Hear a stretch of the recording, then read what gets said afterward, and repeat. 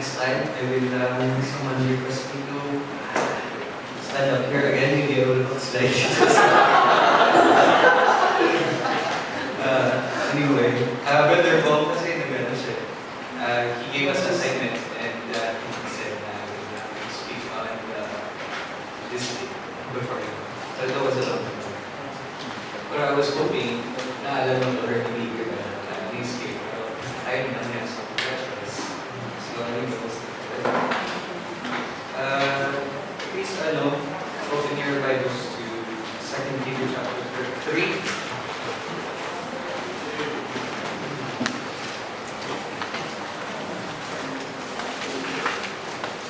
It's really weird pala standing up here kasi the son of the Vesper. Whenever we go places, I don't have my own identity. I'm always the son of the Vesper. To be called that, it's a great pleasure. I can do music, I can do some other stuff, I can do nursing, but this is not my purpose. I will leave this one like that, so I will do this only for tonight and Brother Bong, if you're watching this, yung someone who is going to forget what 2 Peter chapter 3, we will read verse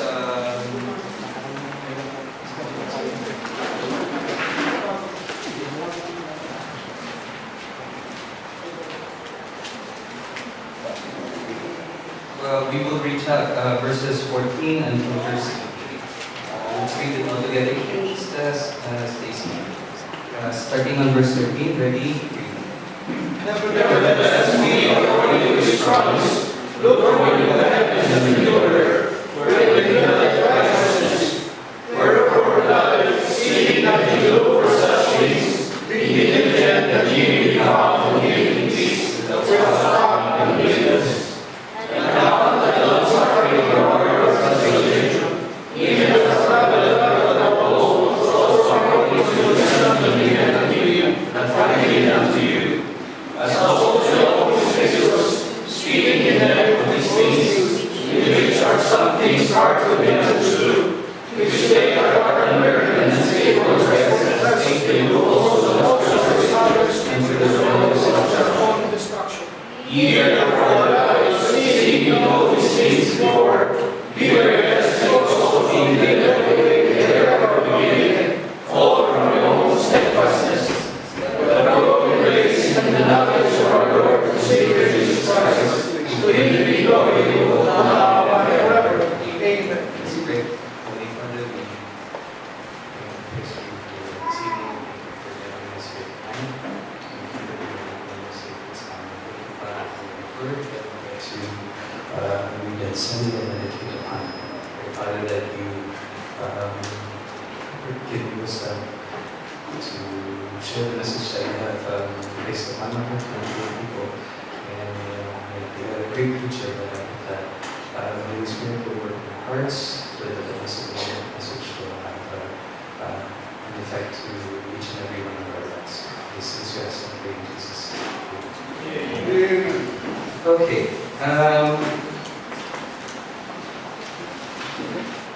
Second Peter was written kasi in if you study if you have time when you get home, studying buong 2 Peter, pero specifically for chapter 3, it might be a little cliche na because our theme is growing in grace. As for this month, it is to grow up. So maybe you'll think that our text is a little bit cliche, but I hope that the lessons that I've learned personally from the chapter will give us some deep time. So the book of 2 Peter was written to raise and address issues that cause the spiritual decay of some Christians in the passage. If we read dun sa passage that if you look again at the passage that we read earlier, it says there, verse 17. Either for beloved, seeing ye know these things, beware, lest ye also being led away with the error of the wicked fall from your own steadfastness. So this was written kasi nga, there were people that were declining in their spiritual lives. And the urging of the believers to grow in the final chapter was to counter the spiritual decay in their lives. Why was there spiritual decay in this passage anyway? What was the cause? As I read through the chapter, I can see, kasi there were in the beginning, dun sa earlier parts of the chapter, there were scoffers. Scoffers are mockers, or those are aggressive persons. Yung mga negative, yung, like sila, they have something negative to say. If you read yung mga earlier chapters, that's what it's indicated in there.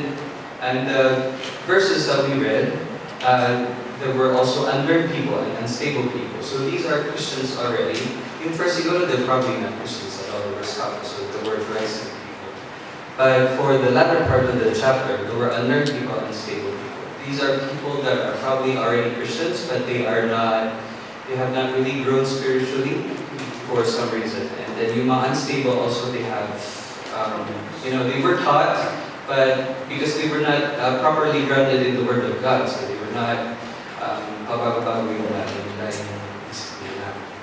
So I hope that this will provide us insights also on how we can apply this into our lives so that we don't end up the same way as these people in the chapter. Okay, so the object lesson is the center of the yung first picture.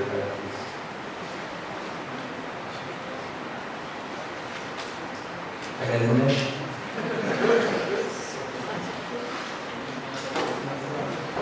Basta, puno yan.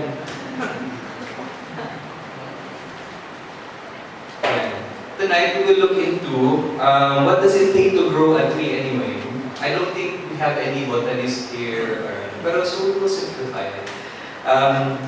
In 2 Peter chapter 3, there are two things that we need to really look into. The first thing is to grow in grace. It's growing up and being, made, born, raised in the church. Growing up, I've always heard you grow in grace, grow in grace. But there's two parts to this. There's grow in grace and in the knowledge of our Lord Jesus Christ. So we'll look into both of that. So can I just go back to the picture? The first part is to grow in grace. That's number one. Grace represents the upper part of the tree, the parts that could be seen. So when we talk about grace, that's the part that we see. Dun sa part ng tree, nahati yun eh. There's the part that we see. Kung nakikita kayo, when you see a tree, what do you see? You see the trunk, you see the leaves, you see the branches, that's what you see. The beautiful part of the tree, that's what we actually see. So that is representative of grace. Also, the same way with Christians. When you see someone who is growing in grace, you see that their lives is beautiful. You see that their Christian life, their Christian walk is beautiful. Those are effects of grace. That's what we see. So, continuing on dun sa first point under point number 1, what do we need to grow in grace? The components of Christian growth. To grow in grace, we need, first of all, we need good soil. If you look at Matthew chapter 13, verse 8, siguro I will not read all of it. Matthew chapter 8, verse 13, verse 8. I will read muna, tapos kayo rin sa research nyo. But the other fell, actually this is the parable of the sower, but on verse 8 it says, and some fell, starting on verse 7, and some fell among thorns, and thorns sprung up and choked them. Verse 8, but others fell into good ground and brought forth fruit, and some 100-fold, some 60-fold, some 30-fold. So we can see in the parable of the sower, there were seeds that were scattered, and some fell on soil that are they're not good for growing plants. Pero there were seeds also that fell on good soil. And what was the effect? In verse 8 it says, and brought forth fruit, and some 100-fold, some 60-fold, and some 30-fold. So we can see the effect of plants that are being sown into good soil. So what does good soil represent? It means to be receptive. What do we need to be receptive to? First of all, is we need to be receptive to the Word of God. Amen. So when we are receptive to the Word of God, that means our heart, our spirit is soft. The soil of our heart, of our spirit is soft to receive the Word of God. The second thing is to receive spiritual admonishing. iba pa yun. That's different from reading the Word of God, because when we read the Word of God, we glean lessons that we can apply to our lives. But also, when we are being given admonishing by our spiritual leaders, a pastor, our deacons, or people that are spiritually mature, when they admonish us, we need to be receptive to that as well. And the third one is to the working out and convicting of the Holy Spirit. I don't know if this happens to you as well, but sometimes not sometimes, most of the time, when I read, when I study the Bible, or when I listen to someone preach, what happens is that when something is, I feel like it's me, it's you, if something is convicting you, you try to, you buffer the effect on you, and you think that it's probably not me. Maybe that's me a little bit, but that's not entirely me. Yung, ikaw, ganito ka, you're makasalanan ka, you do this, you do that. Oh, maybe I like that or this. No, tanggapin mo na lang kasi. So that's what it means to be receptive to the word. Because it's the Holy Spirit working in your heart. So we need to be receptive to that. So first we have established that to grow in grace, the parts of the tree that we can see is that we need good soil. The second thing is that we need, what do you need when you grow a tree? The parts. Don't know, you need sunlight. Good, thank you. So, sino na? Who's at Psalm 119 verse 105? Can you read that for me, please? Una pa ako sa inyo, nandito na ako. Oh, that my ways were directed to, right? Psalm 119, 105. Thy word is a lamp unto my feet and a light unto my path. And then read also Psalm chapter 1, verse 2 and 3.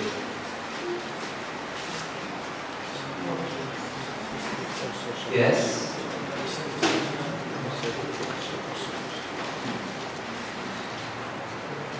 It says, Psalm chapter 1, 2, 3, but his delight is in the law of the Lord, and in his law that he meditate day and night, and he shall be like a tree, planted by the rivers of water, that bringeth forth fruit in his season. His leaf also shall not wither, and whatsoever he doeth shall prosper. So we need sunlight in order to grow.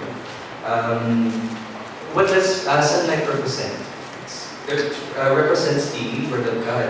It means that we need to read and study and meditate on the Word of God. Because you cannot grow a plant and then hide it in a basement where there's no light or source of light or sunlight. But in order for that plant to grow, you need to expose it to sunlight. And also, for us to grow as Christians in the spiritual life, we need to be exposed to the Word of God. Not only do we need to read, because that's what most of us probably do at some point or another. We just read the Word of God and we feel like, okay, we're done. But actually, what is you read and you study and you meditate on the Word of God. That's what we need to do in order to grow. And then the third one is it needs also. This is probably the third thing is a little bit siguro unusual, but it's also part of the components in order to grow a plant or a tree properly. It needs CO2, carbon dioxide. Why carbon dioxide? Why would you think that we need carbon dioxide? Because for trees, they don't need oxygen. They need carbon dioxide. Carbon dioxide is, elementary is, yung process of dun tawag sa, what is the process that we call yung mag-convert yung carbon dioxide into carbohydrates or sugars or glucose for energy. Photosynthesis, very good. Photosynthesis, makalimutan nyo na. Ang pala tayo ulit. Photosynthesis. What happens is, from the environment, the plant or the tree, when they gather all the carbon dioxide, and then, with the help of sunlight, they convert the carbon dioxide into glucose, and that glucose is what they use as energy to grow, and also, when you use that plant, if it's edible, it also uses energy. That's where we get our energy from. So, what is a representative of carbon dioxide? Actually, carbon dioxide isn't something that is healthy for human beings. No. In excess, yes, actually, clinically, carbon dioxide is healthy. Okay, let's delve deeper into this. A little bit lang, because I'm a nurse after all. Anyway, Kasi carbon dioxide, if you do not have enough carbon dioxide in your body, nurses, what happens? Yung your hypoxic drive is diminished.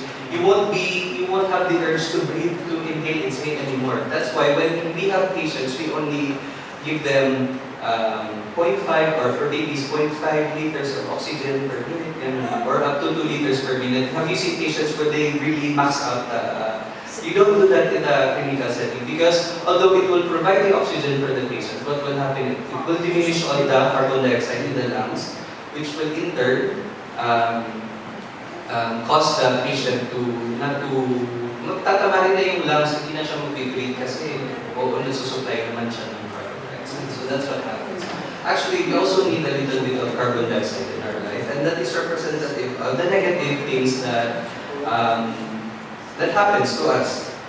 Let's look into James chapter 1, verse 2 to 4. If anybody is already on James chapter 1, we're just going to read it, please. Ako na.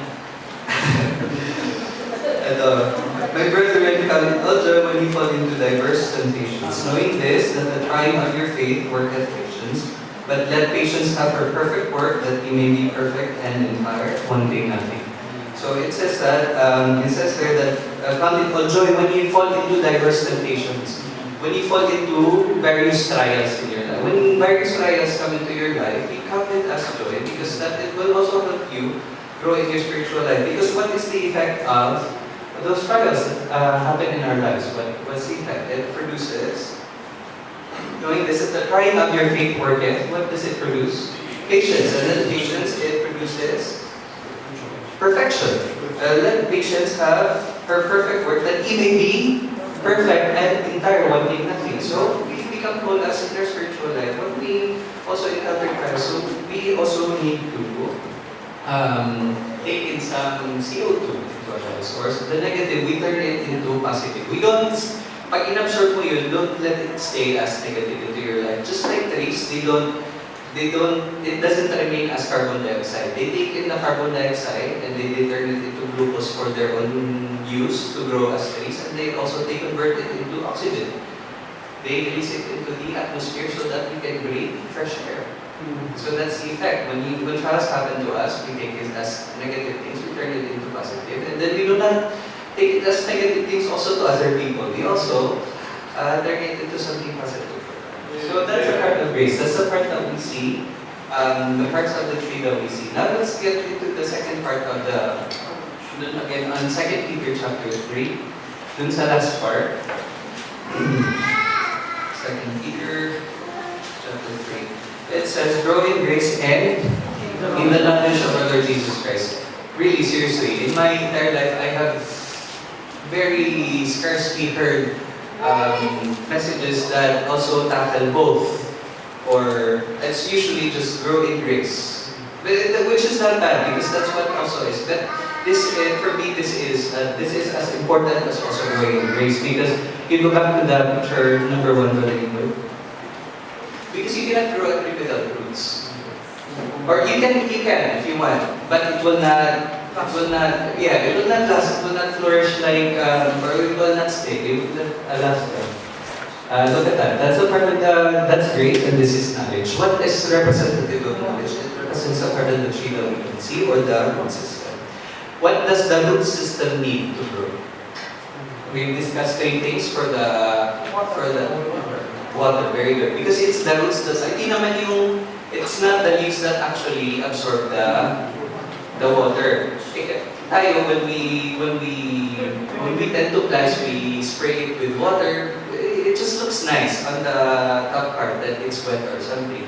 Pero it's actually the roots that absorb the water. So it's useless. It's up to you, whatever you want to do. When you water your plants, but it's the roots that actually absorb the water. It's the sunlight that absorbs. It's the leaves that absorb the sunlight, but it's the water roots that absorb the water. So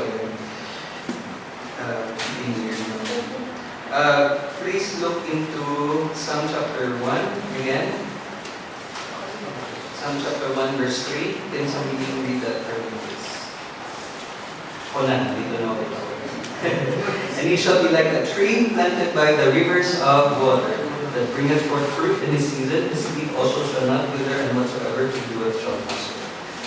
It is proven that the closer the plants are to water source, the better that they are able to grow. So it needs water. Also look at 1 Corinthians chapter 10 verse 4. 1 Corinthians 10 verse 4. It says there, and did all drink the same spiritual drink, for they drank of that spiritual rock which followed them, and that rock was Christ. Who was the rock? And where does our water, spiritual water, come from? From Christ, because He's the rock. It says there on chapter 10, verse 4. So we need water. What does water mean? It means that don't settle with being dry. What does being dry mean? Dry means, have you heard of the phrase when they say something like the dry fact of the matter? Have you ever heard somebody say that? The dry fact of the matter meaning you are, it means it's the basic, the most basic thing. It's okay for us to, to know the basics. When you are a new Christian, it's okay for us. It's okay. It's acceptable that, of course, what you know is just the basic things about basic spiritual things. But as we grow, we do not settle with only just the basic things. We need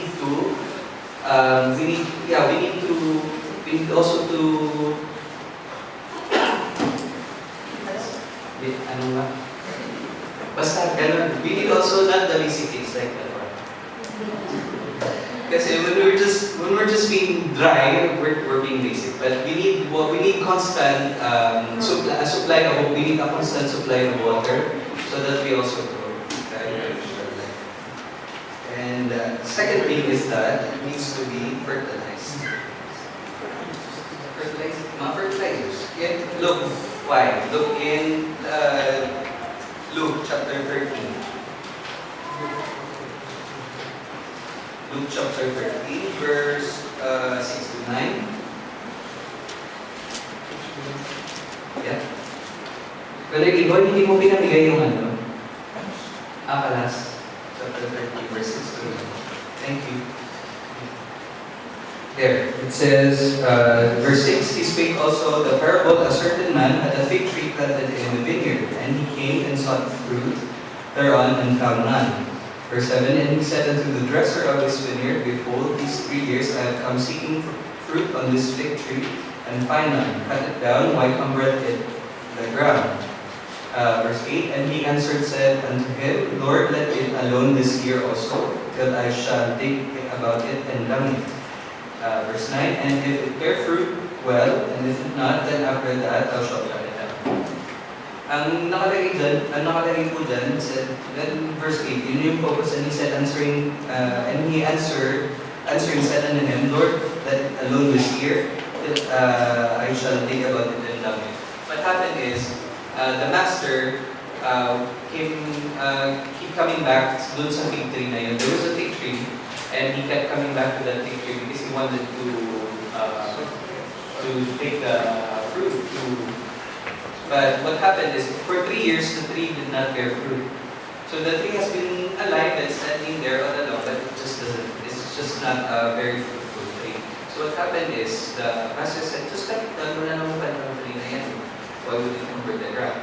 So, and then yung caretaker ng tree said, just Lord, just give it 1 more year, I will dig about it. Yung i-cultivate niya yung ground, and he will dung it. To dung means to fertilize it. That's what they use as fertilizer.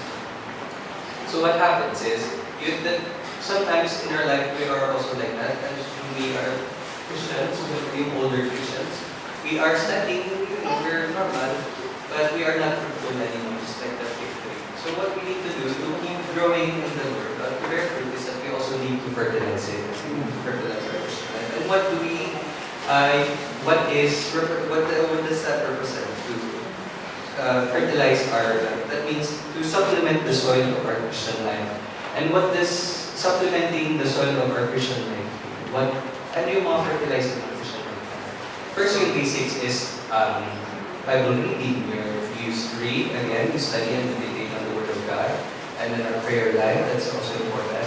But do we stay there? Do we just fellowship with the believers? You go to church, And hindi naman yung church attendance because we also participate in we actively participate in the ministries of the church because that will also help you grow in your Christian life. What participating in Bible studies, in other ministries, kids ministries, choir ministry, all the other ministries of the church. We get involved also in soul winning, in giving commissions. Those are the things that will supplement our Christian life to help us grow in our Christian life. Like giving commissions that will help us grow our faith.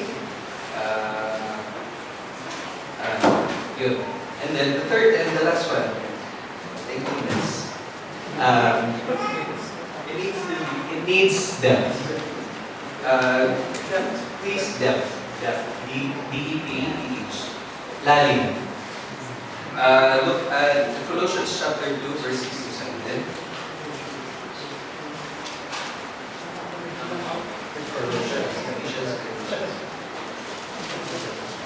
Colossians chapter 2, verse 6 to 7. It says there, as ye have therefore received Christ, Jesus the Lord, so walk ye in him, rooted and built up in him, and established in the faith as ye have been taught, abounding therein with thanksgiving.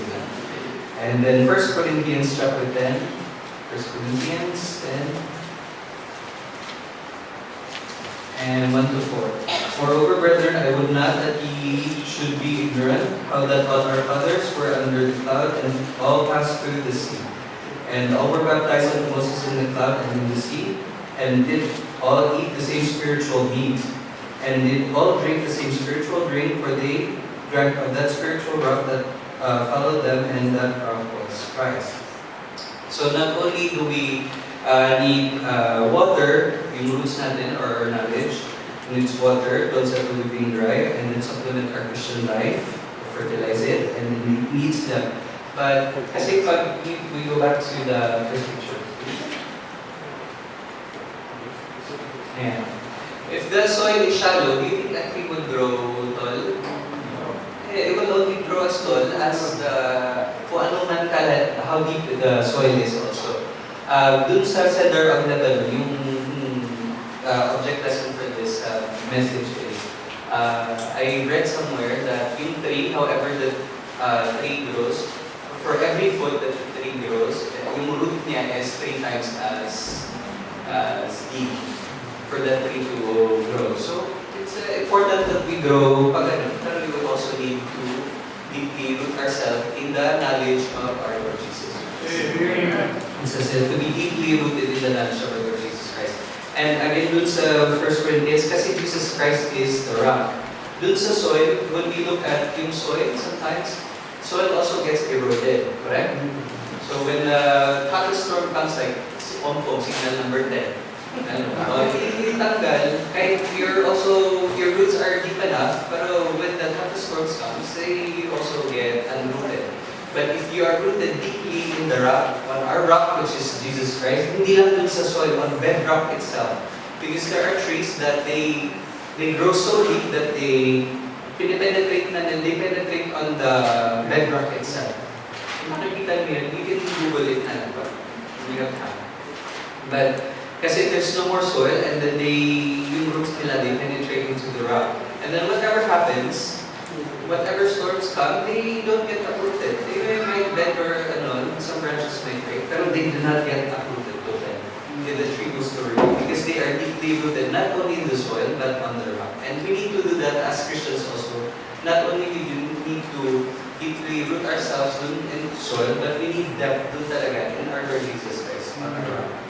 So, just to review, to grow in grace, we need 3 components: good soil, sunlight, and CO2. That means to be receptive and study, read, and meditate on the Word of God, and then convert the negative into positive. And then the second part, to grow in knowledge, which represents the thing that we not see. It needs water, it needs to be fertilized, and it needs depth also. So when all of these come together, what is the expected outcome? To Jeremiah chapter 17, verse 3.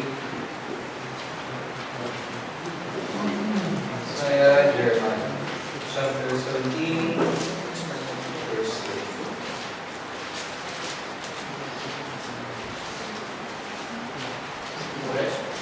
Verse 8 pala, sorry. Verse 8. It says here, for he shall be as a tree planted by the waters that spreadeth out her roots by the river, and shall not see when heat cometh. But her leaves shall be green, and shall not be careful in the year of drought, neither shall cease from yielding fruit. And then look again on Psalm 92, verse 12 to 15. Psalm chapter 92, and Mark 2. Psalm chapter 92, verse 12 to 15. The righteous shall flourish like the palm tree, he shall grow like a cedar in Lebanon. Those that be planted in the house of the Lord shall flourish in the courts of our God. They shall bring forth fruit in old age. They shall be fat and flourishing, to show that the Lord is upright. He is my rock, and there is no unrighteousness in him. So what are the expected outcome? According to the passages that we read, is that the first one is that we can expect that we will be fruitful. We grow in grace and in the knowledge, simultaneously in the knowledge of our Lord Jesus Christ, we become fruitful Christians. Does anybody want to be a fruitful Christian? Yeah. You all do. Because it says there, right in old age though, is sabi dito, they shall bring forth fruit in old age. Doon naman sa Jeremiah, it says that, kahit may drought, kahit anong season, you will still be evergreen. And then the second thing is, longevity and usefulness.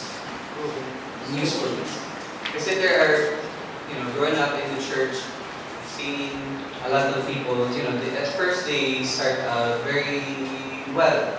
In the long run, I don't know what happened. We don't know what happened. We don't know that things happen. Their usefulness in the ministry is not the same as before anymore. So at some point in their Christian life, they stop growing. So their usefulness only was to a certain period. But if we are to apply this into our lives, I really, really believe that our longevity and our usefulness in the ministry will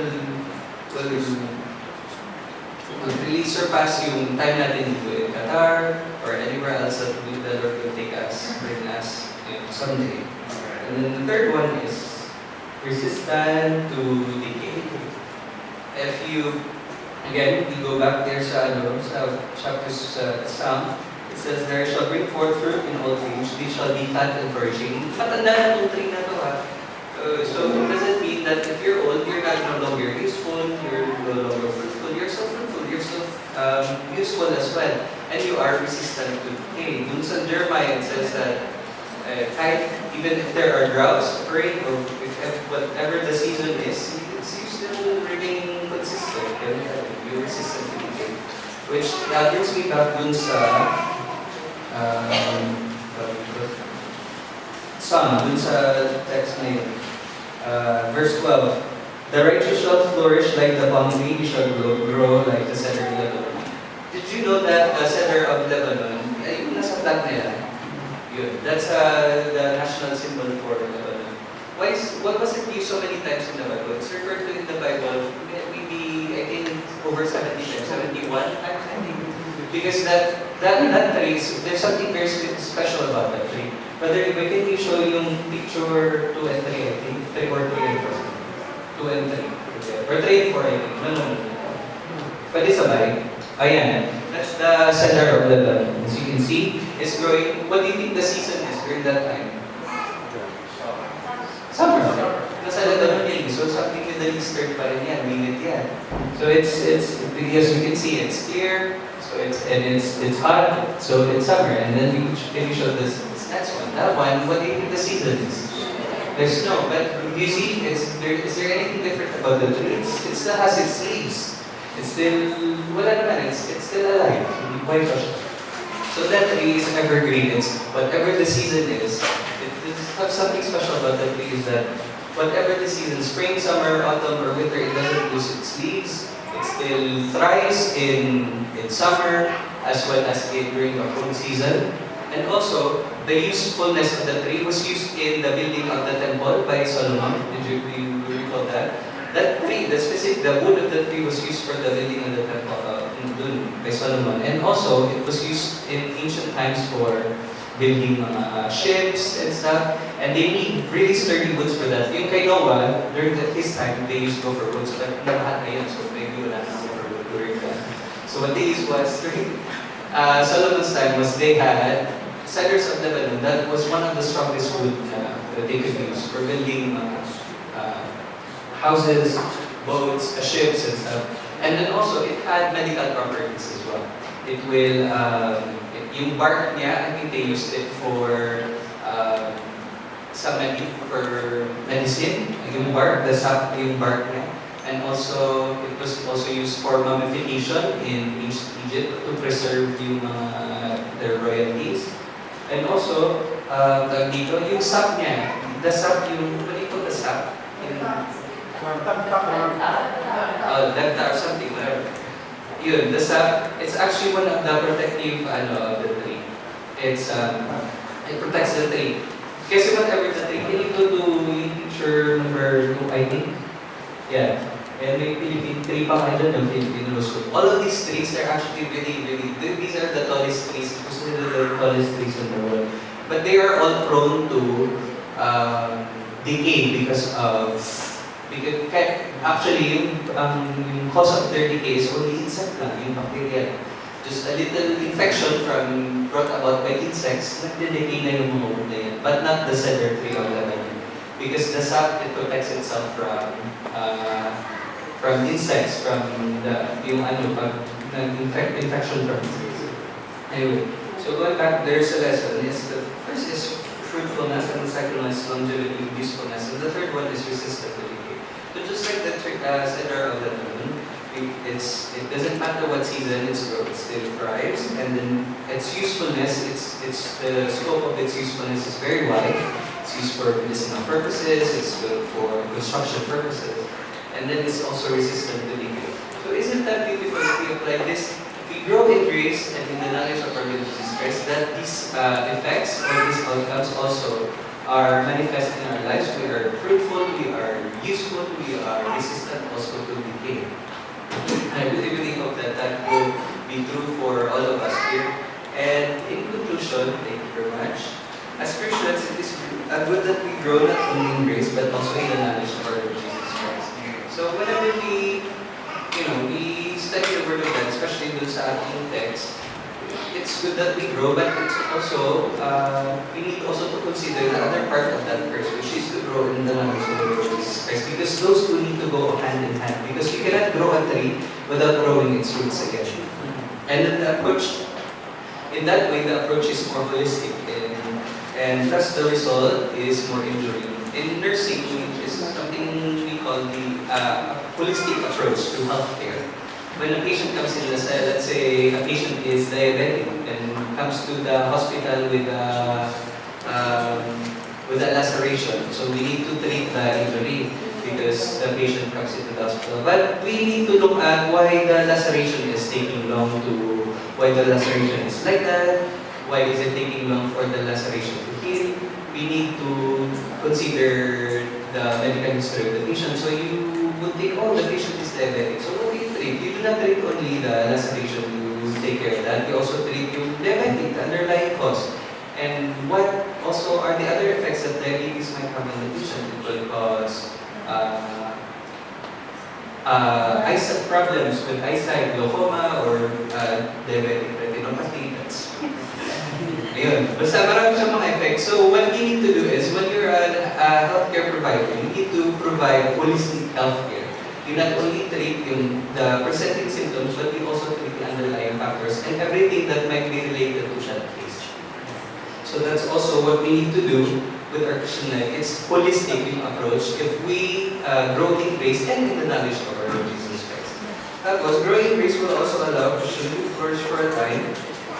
When you grow in grace, it will allow you to flourish for a time, but not being deeply rooted in the knowledge of Christ will likely blow the Christian when storms come. So, yung mga maliit lang na trees, they're rooted also in good soil, and they grew and they're nice to look upon, but when umpong comes, they are halas. So, it's also important that we deeply root ourselves in the knowledge of our Lord Jesus Christ. And then, when both are achieved, the Lord is glorified, which is the end goal of every Christian life. And it says there in 1 Peter chapter 18, and chapter 3, it says there, but grow in grace and in the knowledge of our Lord Jesus Christ, to Him be the glory for both now and forever. Amen. That's not just a nice ending for a letter that was addressed to the church at that time, but it's the purpose. It's the purpose why do we need to grow in grace and in the knowledge, because of all the things that we discussed. But also, the end goal is to glorify the Lord Jesus Christ. Amen. Thank you very much, and please, ito sa amin, please. Thank you.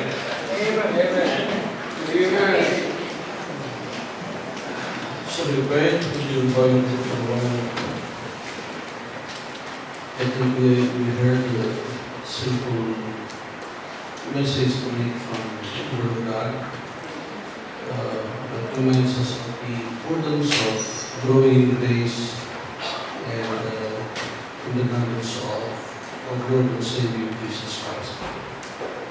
If you notice, it was also reiterated several times that the end purpose of growing in the Lord is to glorify the Lord. It reminds us of the verse in John chapter 15, verse number 8. The Bible says, "What your aim is my Father glorified, that ye bear much fruit." So for us to bear much fruit, we have to grow.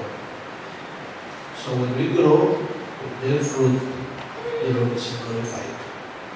Isn't that what we want in our lives? To grow. Do not be satisfied with where you are. Let us grow in grace. Let us grow in the knowledge of our Lord and Savior Jesus Christ. Because when we do, the Lord is glorified. Whenever we head our bowed and eyes are closed, we will not have the invitation to be usually on a Friday morning. If you desire to grow, will you just raise your hand? Pastor, please pray for me. I want to grow in the Christian. Let's pray. Let's pray. Put your hands down. Do not be satisfied. This is the beauty about the Christian life. In our physical stature, you grow to a certain point, you stop growing. But in our Christian life, even when you are in your deathbed, you still can grow. You can keep growing and growing and growing. Which means that the Lord is exalted, He is glorified when we do that in our lives. Maybe a minute or so for you to just bow your head and close your eyes and respond to the Lord tonight. And I say, Lord, you taught me something tonight, and Lord, I want to grow. I desire to grow in my Christian life, so I can glorify you. Will you spend a minute to talk to the Lord?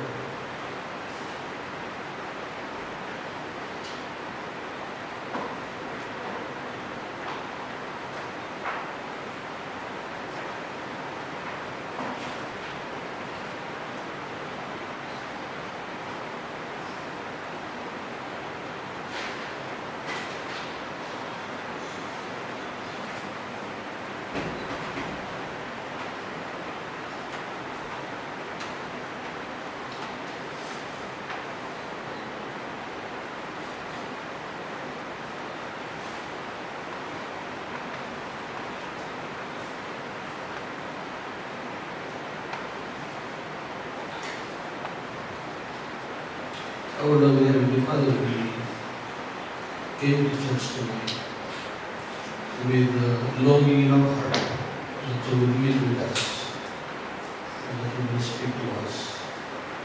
And Lord, you did speak to our heart in a very simple way. And address our need to grow in grace and the knowledge of our Lord to Savior Jesus Christ, so that our lives will be pleasing to Him. So we are here to say thank you. Dear Holy Spirit, we thank you for opening our minds and our heart to the message that you prepared for us tonight. We ask that you help us, give us the wisdom to always remember what we heard tonight, a constant reminder that we need to grow in grace and we also ask for your blessing upon them.